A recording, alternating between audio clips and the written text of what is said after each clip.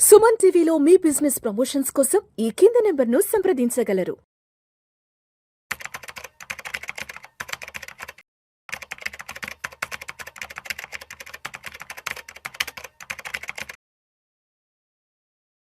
నమస్తే, welcome to Suman TV. నేను మీ విష్ణు.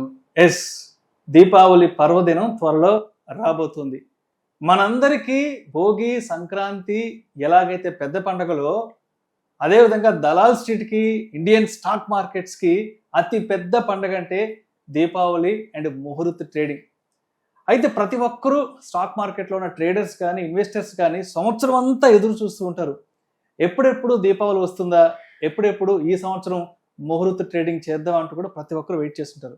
అయితే ప్రస్తుతం మనం అసలు పోయిన సంవత్సరం అంటే 2024 దీపావళి నుంచి 2025 దీపావళి వరకు ఇండియన్ స్టాక్ మార్కెట్లో ఏ సెక్టర్స్ బాగా అదరకొట్టాయి అండ్ ఏ సెక్టర్స్ బాగా డీలా పడ్డాయి, అదేవిధంగా ఎఫ్ఐల కొనుగోళ్లు అమ్మకాలు, డిఐల కొనుగోళ్లు అమ్మకాలు ఎంత మేర జరిగాయి అనే ఇటువంటి అన్ని అంశాల గురించి, అంటే దీపావళి టు దీపావళి అసలు మన ఇండియన్ స్టాక్ మార్కెట్లో ఏం జరిగింది అనే అన్ని రకాల అంశాల గురించి మనకు కాస్త డీప్గా ఎక్స్ప్లెయిన్ చేయడానికి ప్రస్తుతం మనతో పాటు the rupee company founder Ganesh Atluri గారు ఉన్నారు. సో సార్తో మాట్లాడి డీటెయిల్డ్గా ఈ విషయాలన్నీ ఈ స్క్రీన్ మీద తెలుసుకుందాం. సార్, గణేష్ గారు నమస్తే. సార్ నమస్తే విష్ణు గారు. గణేష్ గారు, ముందుగా దీపావళి పర్వదిన శుభాకాంక్షలు సార్. Thank you. సో మీరు కూడా ఈ 2025లో దీపావళి ఎప్పుడెప్పుడు వస్తుందా అంటూ కూడా ఎదురు చూస్తుంటారు. ఎందుకంటే దీపావళి అంటే అందరూ కూడా ముహూర్త ట్రేడింగ్ కోసం ఎదురు చూస్తుంటారు. అయితే ఇప్పుడు ప్రస్తుతం మనం అసలు పోయిన సంవత్సరం దీపావళి నుంచి ఈ సంవత్సరం దీపావళి వరకు నిఫ్టీ 50 ఎలా పెర్ఫార్మెన్స్ చేసింది, అదేవిధంగా ఇండియన్ స్టాక్ మార్కెట్లో ఉన్న సెక్టర్స్, ఏ సెక్టర్స్ టాప్ గెయినర్స్గా నిలబడ్డాయి, ఏ సెక్టర్స్ బాగా డీలా పడ్డాయి, అదేవిధంగా గత సంవత్సర కాలంగా ఎఫ్ఐలు, డిఐల కొనుగోలు అమ్మకాలు ఎలా జరిగాయి ఏంటనేది ఒక్కసారి మన సుమన్ టీవీ ఆడియన్స్కి కాస్త డీటెయిల్డ్గా స్క్రీన్ మీద చూపించి ఎక్స్ప్లెయిన్ చేయగలరు. తప్పకుండా విష్ణు గారు. మనం అంటే జనరల్గా మనకి ఈ ఫినాన్షియల్ మార్కెట్స్లో జనరల్గా దీవాళి టు దీవాళి కన్సిడర్ చేస్తాం. అవును. అదే కంపెనీ పెర్ఫార్మెన్స్కి వచ్చేటప్పటికి ఏప్రిల్ టు మార్చి చూస్తాం. అదే కంపెనీ ప్రైజ్ వచ్చేటప్పటికి దీవాళి టు దీవాళి చూస్తాం. ఇది మన ఇండియన్ ట్రెడిషన్ గానే ఉండే ఇది ఒక హ్యాబిట్ ఉంది. అలాగే మనకి ఫండ్ హౌసెస్ కూడా చూస్తున్నప్పుడు రికమెండేషన్స్ కూడా దీవాళి పిక్స్ అని ఇస్తాయి.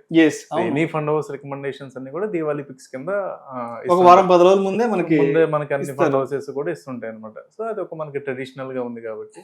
సో ఈ దీవాళి టు దీవాళి మనం చూసుకుంటే ఇది చాలా జియో పొలిటికల్ ఫ్యాక్టర్స్ ఇంక్లూడ్ అయి ఉన్నాయి దీవాళి టు దీవాళిలో. ఎందుకంటే ట్రంప్ ఎలక్ట్ అయిన కానుండి ఏదో ఒకటి ప్రతి నెల ఒక కొత్త న్యూస్ తో మనకి పోయిన జనవరి నుంచి మార్కెట్స్ లో సంక్షోభం వాలటైలిటీ కనపడుతుంది. సో అది టారిఫ్స్ అవ్వచ్చు, అది ఇంకా ఎనీ అదర్ థింగ్స్ అవ్వచ్చు. సో అంటే మన మార్కెట్స్ ఎక్కువ యూఎస్ మీద డిపెండ్ అయి ఉన్నాయి కాబట్టి మన ఎక్స్పోర్ట్స్ ఇంపోర్ట్స్ అనేది కూడా యూఎస్ తో మనకి ఎక్కువ మెజారిటీ రెవెన్యూ షేరింగ్ ఉంది కాబట్టి సో మనకి వాలటైలిటీ అనేది మన మార్కెట్స్ లో చూసాం కూడా Diwali to Diwali. Okay. So మనం చూసుకుంటే అంటే Diwali to Diwali different asset classes, అంటే మనం ఫైనాన్షియల్ మార్కెట్ల గురించి మాట్లాడుతున్నాం కాబట్టి equity, gold, silver, bit coin, crude oil, ఇలా మనం అన్ని అసెట్ క్లాసులు చూసుకుంటే మనది స్పెసిఫిక్ గా ఈక్విటీ కాబట్టి ఈక్విటీ చూసుకుంటే మనకి నిఫ్టీ 50 చూసుకుంటే ఓవరాల్ గా అంటే మనం అక్టోబర్ టు అక్టోబర్ కన్సిడర్ చేస్తే దాదాపుగా 4% డిక్లైన్ కనపడుతుందండి. సో ఎందుకంటే despite of all volatility still it is good. అంటే ఎందుకంటే మనకి ఇంత వాలటైల్ ఇదివరకు డిఐఎస్ పార్టిసిపేషన్ తక్కువ ఉండేది. నార్మల్ గా ఇది ఈ ఇయర్ మనం చూసుకుంటే ఎఫ్ఐ సెల్లింగ్ ఎక్కువ వచ్చింది. ఎక్కువ వచ్చినా కూడా 4% అనేది రఫ్లీ బిఎస్సి అనేసి చూసుకుంటే 4% అనేది still it is good. So మనకి ఇంకా సెక్టోరియల్ వైజ్ వెళ్తే 1 by 1 అంటే Nifty is a combination of sectors కదండి.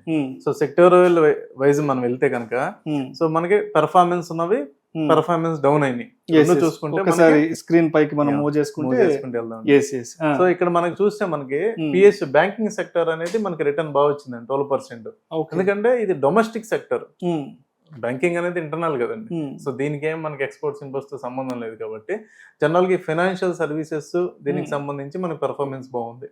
సో అలాగే మనం ఇంకా చూసుకుంటే మనకి మెయిన్ గా మనం ఫోకస్ పెట్టే సెక్టర్స్ ఏంటంటే banking, health care, chemicals, pharma and IT sector, which are the driving forces for the Nifty. So అవి చూసుకుంటే మనం ఐటీ సెక్టర్ చూసుకుంటే డిసప్పాయింటెడ్ వచ్చిందండి, డిక్లైన్ వచ్చింది. అలాగే ఫార్మా కూడా నార్మల్ గా ఫార్మా ఇప్పుడు కన్జర్వేటివ్ సెక్టర్, ఎవ్రీ ఇయర్ మనం ఫార్మా అనేది కన్జర్వ్, కానీ ఈసారి ట్రంప్ తీసుకున్న డెసిషన్ అనేది కొంచెం ఫార్మా సెక్టర్ కూడా ఇంపాక్ట్ అయింది. డిక్లైన్స్ మనకు కనబడుతున్నాయి అక్కడ. ఎందుకంటే ఏదైతే మనకి 100% టారిఫ్ అన్నాడు, 100% టారిఫ్ అనేది మేజర్ గా మన ఎక్స్పోర్ట్స్ అన్ని కూడా ఫార్మాలో చూసుకుంటే ఏపీఐ, అలాగే ఫార్ములేషన్స్, అలాగే ఇంజెక్టబుల్ 3 ఉన్నాయి. మేజర్ గా మనకి ఈ సెక్టార్ లో ఎక్కువ డిక్లైన్ ఏంటంటే మనకి ఇంజెక్టబుల్స్ లో కనపడే ఛాన్స్ ఉంది. అంటే ఏపీఐ అనేది సెటప్ చేయడానికి టైం పడుతుంది, అండ్ అది పొల్యూషన్ ఇవన్నీ కూడా వాళ్ళకి ఉంటాయి కాబట్టి జనరల్ గా ఆ సెక్టార్ అనేది ఎక్కువ డిక్లైన్ మనకు కనపడింది అనమాట ఫార్మాలో. సో ఆయిల్ అండ్ గ్యాస్ కూడా మనకి నెగిటివ్ గా కనపడింది. సో ఇంకా మనకి auto sector, Nifty auto flat గా ఉంది ఇక్కడ మనకి చూసి దాదాపుగా negligible, no gain no loss. ఇది కూడా డొమెస్టిక్ కన్జంప్షన్ సంబంధించిందే కాబట్టి కొంత. సో ఇక్కడ కూడా మనకి ఏమి పెద్ద చేంజ్ ఏం లేదు, అన్చేంజ్ అనాలి దాన్ని. సో మనం చూసుకుంటే టాప్ తీసుకుంటేనేమో మనకి 12% అప్ సైడ్ కనపడింది సెక్టర్ ఏదైతే పెర్ఫార్మ్ చేసిందో. ఏదైతే డౌన్ సైడ్ పెర్ఫార్మ్ చేసిందో అది కూడా మనకి రఫ్ గా ఐటీ సెక్టర్ 17%, నిఫ్టీ 18% రఫ్లీ. సో మనం చూసుకుంటే అన్ని కంపెనీస్ కూడా ఈ సెక్టర్ లో ఉన్న అన్ని కూడా మనకి 30%, 20% డిక్లైన్ అనేది కనపడింది మనకి. సో అది మేబీ యుఎస్ ఎఫెక్ట్ అవ్వచ్చు, ఏ అవ్వచ్చు, whatever it is. So ఈ ఇయర్ అక్టోబర్ టు అక్టోబర్ చూసుకుంటే మనకి సో ఓవరాల్ గా ఏంటంటే డొమెస్టిక్ సెక్టర్ పెర్ఫార్మ్ చేసింది. ఓకే, అంతే కదండి. ఈ డేటా మనకి ఏం చెప్తుంది, డొమెస్టిక్ సెక్టర్ పెర్ఫార్మ్ చేసింది. సో ఇక రాబోయే ఇయర్ కూడా మనం కూడా డొమెస్టిక్ సెక్టర్ మనం పెర్ఫార్మ్ చేస్తుందని ఎక్స్పెక్ట్ చేస్తుంది. సో నెక్స్ట్ స్లైడ్కి వెళ్ళిపోదాం. అసలు key global events and their market impacts. So ఏదైతే మనం అనుకున్నాం కదండి, అసలు మార్కెట్ కి మెయిన్ అసలు షేక్ వచ్చింది టారిఫ్స్ అండ్ ట్రేడ్. సో అక్కడ మనకి షార్ప్ కరెక్షన్స్ అనేది మనం చూసాం. ఈ రిజల్ట్ మనకి ఏప్రిల్ లో, అంటే జనవరి నుండి ఇది డిస్కషన్ అవుతున్నా, ఏప్రిల్ కి వచ్చేటప్పటికి టారిఫ్ ఇంపోజ్ అనేది కన్ఫర్మ్ చేశారు. సో అక్కడ మనకి మేజర్ గా యుఎస్ ట్రేడ్ టారిఫ్స్ అనేది మనకి మేజర్ ఇష్యూ అండ్ మేజర్ గా మార్కెట్ కరెక్షన్ అయింది కూడా.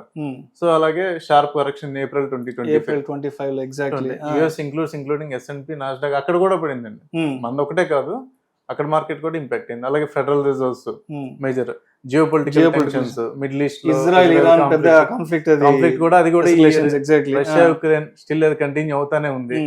సో అట్లానే ఇంకా చైనాకి సంబంధించి energy markets, food and fertilizers, so supply chain ఏదైతే ఉందో దాని మీద. సో ఇవన్నీ వెరసి ఏంటంటే మిక్స్డ్ రిజల్ట్ వచ్చింది. అంటే మెయిన్ మనకి ఇవన్నీ ఒకటైతే టారిఫ్ అనేది మేజర్ గా మన ఇంపాక్ట్ చేసింది మార్కెట్ ని.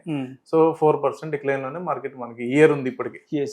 అండ్ అసలు అదే విధంగా ఎఫ్ఐస్, డిఐస్ సెల్లింగ్ అండ్ పర్చేజ్ ఎలా ఉందని ఒక్కసారి చూద్దాం. తప్పకుండా ఎఫ్ఐఎస్ అనేది మనం చూసుకుంటే నెట్ సెల్లర్స్ ఉన్నారు ఎక్కువ ఇయర్ ఉన్నా గానీ మన మ్యూచువల్ ఫండ్ ఇండస్ట్రీ వల్ల డిఏఎస్ నెట్ పర్చేజెస్ అయ్యారు. సో మార్కెట్స్ అందుకే మీకు పెద్ద చేంజ్, అంటే మార్కెట్స్ పెద్ద మనకి ఎఫెక్ట్ చూపిలేదండి. ఇప్పుడు మనం చూసుకుంటే ఎఫ్ఐఎస్ డేటా మనం అక్టోబర్ నుండి అక్టోబర్ చూసుకుంటే ఇక్కడ మన స్క్రీన్ మీద చూస్తున్నట్టుగా మనకి October 2024 FIs are the major sellers అండి. 91,000 crores మనకి ఆల్మోస్ట్ మనకి సెల్ చేశారు.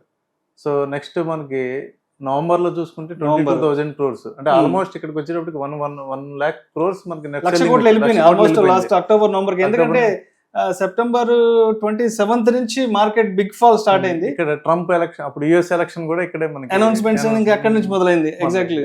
సో మళ్ళీ డిసెంబర్ 2024 డిసెంబర్ లో 11,000 crores, 11,000 కోట్లు వెళ్ళిపోయింది. జనవరి, మళ్ళీ జనవరిలో అసలు ఎందుకంటే ఎక్కడి నుంచి ఇంకా ట్రంప్ కంప్లీట్ గా లైమ్ లైట్ లోకి వచ్చాడు. ఇంకా లైట్ లోకి వచ్చేటప్పటికి అగైన్ 72,000 crores. అవును, చూసుకుంటే సబ్సిక్వెంట్ గా ఫాల్ కంటిన్యూ. ఇంకా ఫిబ్రవరి, మార్చ్, ఏప్రిల్ అసలు 46,000 కోట్లు ఇక్కడ మళ్ళీ నెట్ బయర్స్ అయ్యారండి. ఈ 4 months నెట్ బయర్స్ చూసుకున్నా కూడా మనకి 8, 4, 12, 14 దాదాపుగా 26, 20, 46 ఏదైతే ఇక్కడ అమ్మారో ఇదే మనకి ఫిల్ అయింది తప్ప ఈ గ్యాప్ ఫిల్ అవ్వాలి. సో మనకి మళ్ళీ చూసుకుంటే మనకి జూలై 2025 24,000 crores. ఇక్కడ మళ్ళీ నెట్ సెల్లర్స్ అగైన్. జూలై నుండి చూసుకుంటే ఆగస్ట్, సెప్టెంబర్, ఆగస్ట్ మనకి నెట్ సెల్లింగ్ ఉందండి. ఎఫ్ఐఎస్ అనేది కంటిన్యూస్ సెల్లింగ్ ఉంది. అంటే ఇప్పుడు స్టిల్ మనకి అక్టోబర్ 2025 కూడా 1,400 crores సెల్. అంటే ఈ ఏదైతే ట్రెండ్ ఉందో ట్రెండ్ కంటిన్యూ అవుతుంది. సో ఎఫ్ఐఎస్ వెళ్ళిపోయినా కూడా మన మార్కెట్లు, అంటే మనం గతంలో చూసుకుంటే ప్రీవియస్ మనం చూసుకుంటే, అంటే మనం జనరల్ గా ఎఫ్ఐఎస్ ఇంత సెల్లింగ్ వస్తే మనకి మార్కెట్ లో ఎక్కువ కరెక్ట్ అవ్వాలి. కానీ ఇన్ఫాక్ట్ ఏమవుతుందంటే మనకు మ్యూచువల్ ఫండ్ ఇండస్ట్రీ ఎప్పుడైతే గ్రో అయిందో, 30,000 కోట్లు దాదాపు 30,000 కోట్ల పెనిట్రేషన్, డిఐఎస్ బయింగ్ అనే సపోర్ట్ వస్తుంది కాబట్టి మార్కెట్ అన్చేంజ్ ఉంటుంది. అంటే స్పెసిఫిక్ సెక్టార్స్ చేంజ్ తప్ప పెద్దగా మనకు మార్కెట్ లో చేంజ్ కనిపించలేదు. రైట్ సో ఏదైతే డొమెస్టిక్ సెక్టర్స్ ఉన్నాయో అవి భూమి అవుతున్నట్టు మనకు కనబడుతుంది. అవునవును. ఇది ఎక్స్పోర్ట్ రిలేటెడ్ ఉన్నాయో, ఏదైతే మనకి యుఎస్ తో ఎక్కువ మనకి బిజినెస్ రిలేషన్స్ ఉన్నాయో అవి మాత్రం డిక్లైన్ కనబడుతుంది. సో ఏంటి అసలు అంటే మొత్తానికి ఓవరాల్ గా ఈ 12 months రిటర్న్స్ ఏంటి, అసలు ఎంత సంపాదించుకున్నట్టు ఇన్వెస్టర్స్ కానీ ట్రేడర్స్ కానీ సంపాదించుకున్నారా లేకపోతే కోల్పోయారా? అంటే నెట్ జీరో అనొచ్చు. జీరో అంతే ఇంకా. అంటే జనరల్ గా ఏంటంటే మార్కెట్ లో మనం ఇప్పుడు ఇది ప్రైస్ కరెక్షన్ చూస్తాం. అంటే ప్రైస్ మన పర్సంటేజ్ అంటే ఏంటంటే ప్రైస్ కరెక్షన్ పెరిగిందా తగ్గింది. ఇక్కడ మనకి టైం అంటే ప్రైస్ దాదాపు అన్చేంజ్. ఇప్పుడు మనం సరే దీనికి కౌంటర్ పార్ట్ తీసుకుంటే మ్యూచువల్ ఫండ్స్. జనరల్ గా మ్యూచువల్ ఫండ్స్ మనం చూస్తే స్లైట్ చేంజ్ ఉంది తప్ప, అంటే -3% +2%. అంటే మల్టీ క్యాప్ అయితే కొంచెం ప్లస్ లో ఉన్నాయి, స్మాల్ క్యాప్ అయితే కొంచెం మైనస్ లో ఉన్నాయి. అంటే రఫ్లో 5-6% మైనస్ ఇవి ఉన్నాయి small cap, mid cap. Multi cap large cap చూసుకుంటే +3-4% లో ఉన్నాయి. అంటే విచ్ ఇస్ జీరో. అంటే టైం కరెక్షన్ ఇది. సో జీరో రిటర్న్స్ అనాలి. జీరో రిటర్న్స్ మొత్తానికి 2024 దీపావళి నుంచి 2025 దీపావళి వరకు నిఫ్టీని చూస్తే స్పెసిఫిక్ సెక్టార్ చూస్తే గెయిన్ అయింది. యాజ్ ఓవరాల్ ఓవరాల్ గా నిఫ్టీ చూస్తే మాత్రం minus returns -4%. Exactly sir. Right sir. Thank you sir. Thank you so much Ganesh గారు. పోయిన సంవత్సరం దీపావళి నుంచి ఈ సంవత్సరం దీపావళి వరకు అసలు ఇండియన్ స్టాక్ మార్కెట్ లో ఏ సెక్టార్స్ టాప్ గైనర్స్ గా ఉన్నారు అండ్ ఎవరెవరు లూజర్స్ గా ఉన్నారు, అదేవిధంగా ఎఫ్ఐఎల్ కి సంబంధించి డిఎల్ కి సంబంధించి ఎంత మేర కొనుగోళ్లు అమ్మకాలు జరిగాయి, ఇటువంటి అన్ని అంశాల గురించి గణేష్ గారు మనకి స్క్రీన్ మీద చాలా డీటెయిల్ ఎక్స్ప్లెయిన్ చేస్తారు sir. Thank you sir. Thank you so much. Thank you అండి.